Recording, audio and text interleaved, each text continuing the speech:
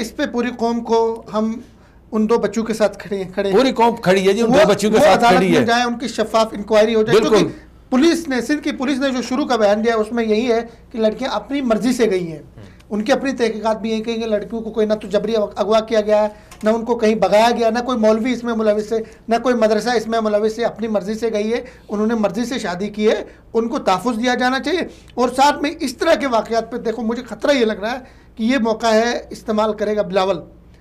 اپنی کرپشن بچانے کے لیے، اپنے باپ کے چوری کے پیسے کو بچانے کے لیے، چونکہ وہ آگے اس طرح کے بیانات دے چکا ہے کہ سندھ میں پابندی لگائے جائے مذہب تبدیل کرنے پہ، وہاں کچھ اس طرح کے قوانین بنانے کی باتیں بھی ہو رہی ہیں۔ تو اس پہ ہماری پوری قوم کو، علماء کو اور دیندار طبقے کو کھڑا ہونا چاہیے۔ اور اس میں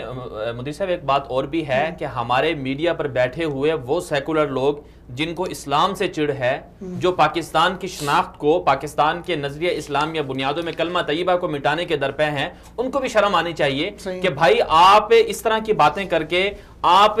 انڈیا کی گویا کہ ان کے بیانی کی حمایت کر رہے ہیں۔ تو پاکستان کے میڈیا پر آج بھی بہت سے لوگ ایسے ہیں جو یہ کہتے ہیں کہ جی جبری طور پر مولوی لوگ ہیں، یہ جاتے ہیں ان کو جا کر ورغلا کر جو ہے ان کا اسلام تبدیل کر دیتے ہیں۔ اس سے پہلے بھی آپ نے دیکھا ہوگا کہ